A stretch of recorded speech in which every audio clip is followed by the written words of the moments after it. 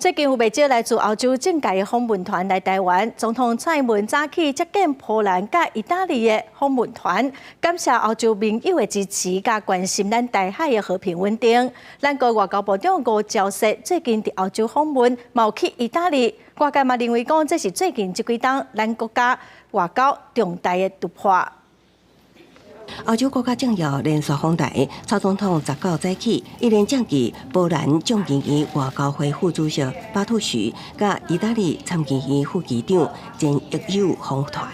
这几年来，台湾和波兰不只是共同对抗疫情，在去年乌俄战争爆发之后，我们也一起面对威权主义扩张的挑战。我们也期待台湾和波兰在各领域不断的深化 伙伴关系。 Szanowna Pani Prezydent, te nasze kontakty w ostatnim okresie są bardzo dobre i z tego się bardzo cieszymy, ale też w rozmowach tutaj lecąc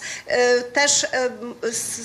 dużą uwagę zwracaliśmy, że te nasze kontakty byłyby jeszcze lepsze, jeżeli połączenia lotnicze byłyby wprost z Warszawy do Tajpej.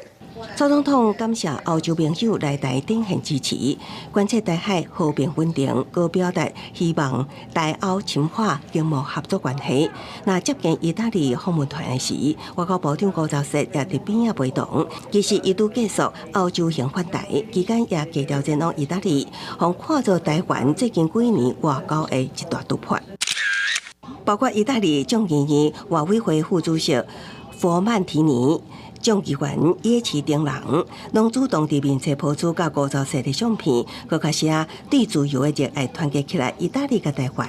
甲台湾同在对抗中国野事。吴钊燮此行也访问捷克、波兰、欧洲总部所在地比利时布鲁塞尔，强化甲欧洲国家的非正式关系。近年来，这个台欧关系 确实有这个升温的这个现象，非邦交国家，我们如果双边有一些